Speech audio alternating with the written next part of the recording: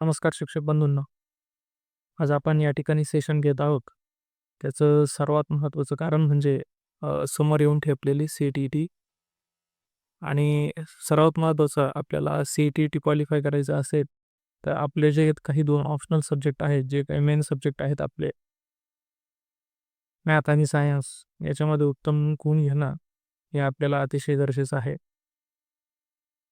बघितलं तर पेपर आपल्याला जर पास व्हायचा असेल, तर सर्वात महत्त्वाचं आपल्याला माहिती पाहिजे तो पेपरचा सिलेबस. त्यानंतर माहिती पाहिजे ते त्याचे मागील वर्षी आधीचे आलेले क्यू-आय-क्यूज आणि यातून आपण ॲनालिसिस करून कशाप्रकारे आपण समोरची एक्झाम टॅकल करू शकतो, हे अतिशय महत्त्वाचं आहे. आज या ठिकाणी आपण सी-टी-टीच्या पेपर 2 मधील विज्ञान विषयाच्या अर्थातच सायन्स विषयाचे जो काही सिलेबस आहे, तो आपण आज या ठिकाणी डिकोड करणार आहोत.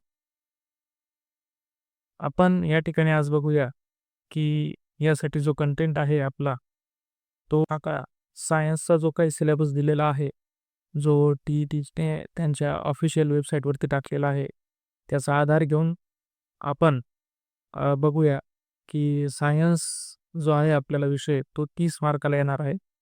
त्याच्यामध्ये जो काही 20 मार्क आहे, ते कंटेंटसाठी येणार आहेत आणि जे काही 10 मार्क आहेत, ते त्यातील अध्यापनशास्त्र अर्थातच पेडागॉगी यावर आधारित आहे.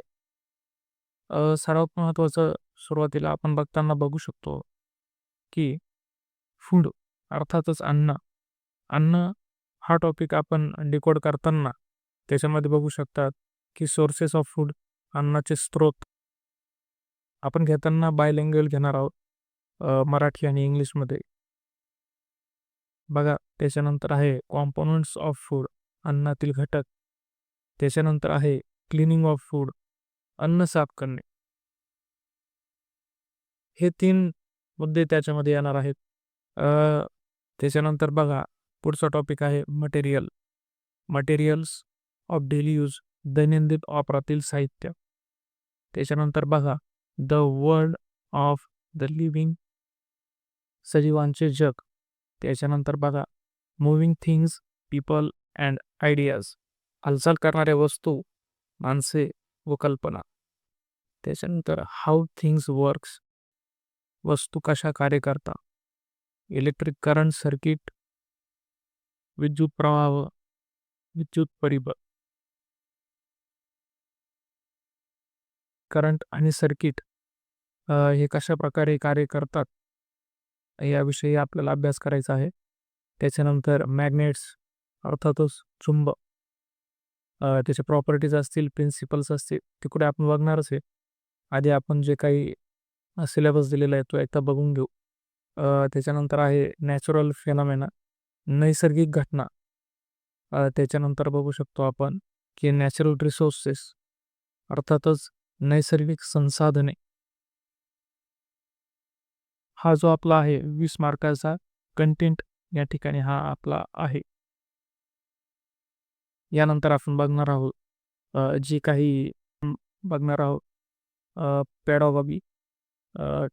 तो पार्ट आपल्याला सी-टी-टीच्या पेपरसाठी 10 प्रश्न येणार आहेत त्यावर आधारित आपल्याला. सुरुवातीला आपण बघू शकतो की पहिला टॉपिक आहे nature and structure of science विज्ञानाचे स्वरूप व रचना. त्याच्यानंतर आहे nature of science AIIMS and objectives विज्ञानाचे स्वरूप आणि विज्ञानाचे उद्दिष्ट. त्याच्यानंतर अंडरस्टँडिंग अँड ॲप्रिशिएटिंग सायन्स विज्ञान समजून घेणे व त्याची कदर करणे. त्याच्यानंतर आहे ॲप्रोचेस इंटिग्रेटेड ॲप्रोच अध्यापन पद्धती एकात्मिक दृष्टिकोन. त्याच्यानंतर आहे observation experiment discovery method of science निरीक्षण प्रयोग शोध विज्ञानाची पद्धत. त्याच्यानंतर आहे इनोव्हेशन जे काही विज्ञानातील नाविन्य आहे त्या संदर्भात. त्याच्यानंतर आहे टीचिंग लर्निंग मटेरियल आणि एड्स अर्थातच अध्यापन अध्ययन साहित्य व साधने. आहोत आपण इव्हॅल्युशन कॉग्निटिव्ह सायकोमोटर ॲफेक्टिव्ह अर्थातच मूल्यमापन ज्ञानात्मक कौशल्यात्मक व भावनिक. त्याच्यानंतर ज्या काही आपल्याला अडचणी येतात त्यांचा अभ्यास, त्याच्यानंतर रिमेडियल टीचिंग अर्थातच सुधारात्मक अध्यापन हा जो आहे तो पेडागॉगीचा पार्ट आहे. त्याचे आपल्याला 10 प्रश्न येतील 10 मार्कासाठी. यानंतर आपण डिकोडिंग करणार आहोत. जो काही सिलेबस आपल्याला दिलेला आहे फूड अर्थातच अन्न. यातलं आपण बघितलं की sources of food, component of food आणि क्लिनिंग ऑफ फूड हे टॉपिक आपल्याला दिलेले आहे. या टॉपिक आपण जर मागील वर्षांचं EYQचं जर जे काही विश्लेषण केलं तर त्यानुसार बघितलं तर साधारणतः दरवर्षी यातील 2 ते 3 प्रश्न आपल्याला दरवर्षी येतच आहेत. त्यामुळे हा टॉपिक आपल्यासाठी खूप महत्त्वाचा आहे. आणि तुम्ही बघू शकता की याच्यामध्ये आपल्याला जे काही अभ्यास करायचा आहे तो प्रामुख्याने अन्नातील घटक अर्थातच प्रोटीन, कार्बोहायड्रेट्स, मिनरल्स, त्याच्यानंतर फॅट्स असतील, त्याच्यानंतर खनिजे, त्याच्यानंतर क्षार या घटकांचा आपल्याला याच्यामध्ये अभ्यास करायचा आहे. त्याच्यानंतर संतुलित आहार, त्याच्यानंतर अन्नाच्या गुणवत्तेचे जतन कशाप्रकारे आपण करू शकतो, त्यासाठी कसला कसला आधार घेतला जातो याविषयी आपल्याला त्यामध्ये अभ्यास करायचा आहे. आणि हा टॉपिक आपल्या CTETच्या दृष्टिकोनातून अतिशय महत्त्वाचा आहे. त्याच्यानंतर बघा, यानंतर त्याबरोबरीच अतिशय महत्त्वाचा अजून एक घटक आहे तो म्हणजे मटेरियल्स. अर्थातच मटेरियल्स ऑफ डेली यूज, दैनंदिन वापरातील साहित्य. अर्थातच याला आपण म्हणू शकतो की बेसिक केमिस्ट्री आपल्याला याच्यामध्ये अभ्यासायचं आहे. त्याच्यामध्ये ॲसिड असतील, बेसेस असतील, अल्कली असेल, इंडिकेटर असतील, न्यूट्रलायझेशन असेल, सॉल्ट असेल, यांचा अभ्यास या ठिकाणी आपल्याला या प्रकरणांमध्ये करायचा आहे.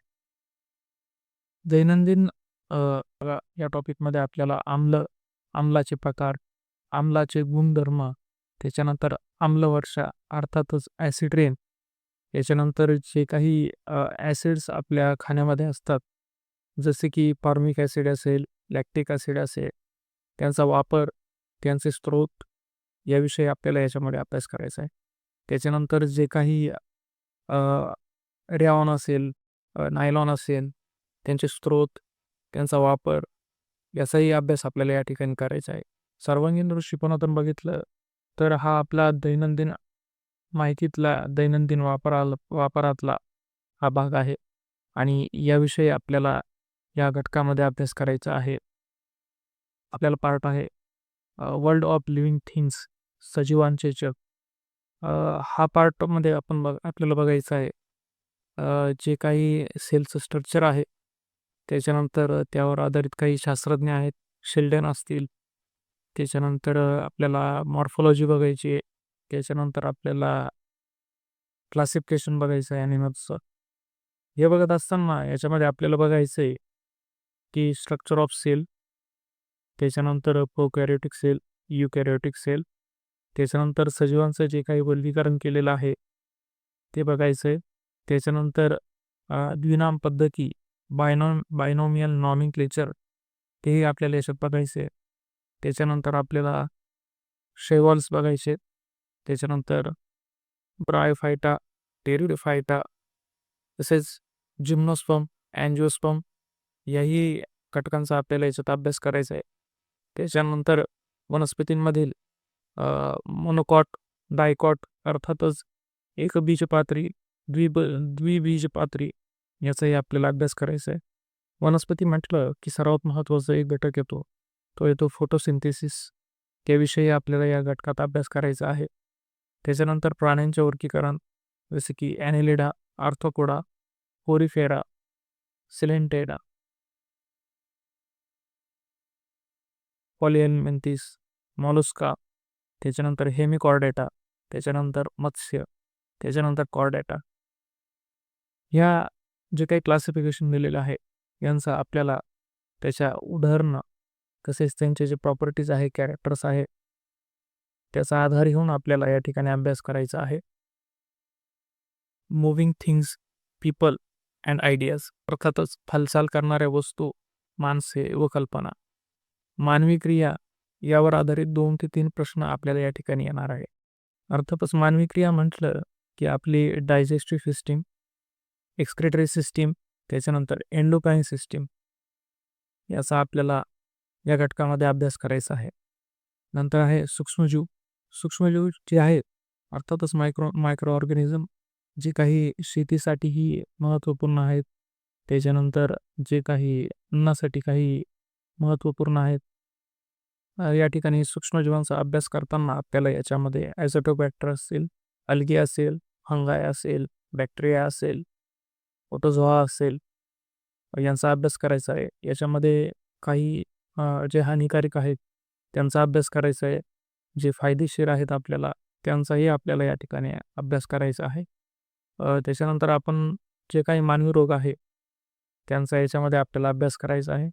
मानवी रोगांची लक्षणे काय, त्याचे निदान काय याचा या ठिकाणी आपल्याला अभ्यास करायचा आहे. तर आपल्याला जो पुढील घटकाचा अभ्यास करायचा आहे तो आहे फिजिक्स या टॉपिकशी रिलेटेड आहे तो हा टॉपिक. हाऊ थिंग्स वर्क्स अर्थातच वस्तू कशा कार्य करतात. याच्यामध्ये 2 घटक आपल्याला त्या ठिकाणी देण्यात आलेले आहे. ते आहे इलेक्ट्रिक करंट अँड सर्किट अर्थातच विद्युत प्रवाह व विद्युत परिपथ. त्याच्यानंतर आहे मॅग्नेट अर्थातच चुंबक. आता जो पार्ट आपण डिकोड करताना याच्यामध्ये बघू शकतो की आपल्याला कुठल्या कुठल्या घटकांचा अभ्यास करायचा आहे.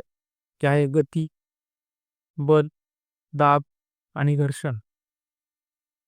अर्थातच motion, force, pressure and frictional force याचा अभ्यास करायचा आहे. त्याच्यानंतर आपल्याला energy, heat, light and structure of human I, compound, electrical energy, heating effect of electric current, chemical effect of electric current, magnets and magnetism या घटकांचा आपल्याला याच्यात अभ्यास करायचा आहे. अर्थातच बघूया आपण ऊर्जा, उष्मा, प्रकाश व मानवी नेत्रांची रचना, ध्वनी, विद्युत ऊर्जा, विद्युत प्रवाहाच्या उष्णताजन्य परिणाम, विद्युत प्रवाहाचा रासायनिक परिणाम तसेच चुंबक व चुंबकत्व हाही घटक आपल्याला खूप महत्त्वाचा आहे. 2 ते 3 प्रश्न आपल्याला या ठिकाणी दरवर्षी विचारलेले दिसत आहेत. ते नॅचरल फेनॉमेना अर्थातच नैसर्गिक घटना याचा अभ्यास करताना आपल्याला ज्या काही प्रामुख्याने भूकंप, पूर, वादळ अशा प्रकारच्या ज्या काही घटना आहे या कशा प्रकारे घडतात त्याविषयी आपल्याला या ठिकाणी अभ्यास करायचा आहे. आपला पुढील घटक आहे नॅचरल रिसोर्सेस, नैसर्गिक संसाधने. यावर आधारित आपण बघू शकतो की 1 ते 2 प्रश्न साधारणतः दरवर्षी आहेतच. नॅचरल रिसोर्सेस जसे की त्याच्यानंतर air pollution, water resources, soil resources, biodiversity अर्थातच नैसर्गिक संसाधने, हवेचा प्रदूषण, जलसंपदा, मातीचे संसाधन, जैवविविधता यासारख्या विषयांशी संबंधित अभ्यास आपल्याला याच्यामध्ये करायचा आहे. ठिकाणी आजच्या सेशनमध्ये बघितलं आहे की CET पेपर 2 जे काही विज्ञान विषयासाठी जो 20 मार्काचा कंटेंट विचारला जाणार आहे त्यावर आधारित सिलेबसचा आपण या ठिकाणी डिकोडिंग केलेलं आहे. यावर आधारित आपण कंटेंटवरती कंटिन्यू लेक्चरची सिरीज घेणार आहोत. त्याच्यानंतर जे काही यावर आधारित CETचे जुने PYQs आहेत 2011 पासूनचे त्या PYQsचे प्रत्येक टॉपिकनुसार व्हिडिओ आपण या ठिकाणी घेणार आहोत. पुढील जे काही व्हिडिओ आहेत ते बघण्यासाठी आजच आपल्या चॅनलला अर्थातच एज्यू गाईड मराठी चॅनलला सबस्क्राईब करा, लाईक करा, शेअर करा. धन्यवाद.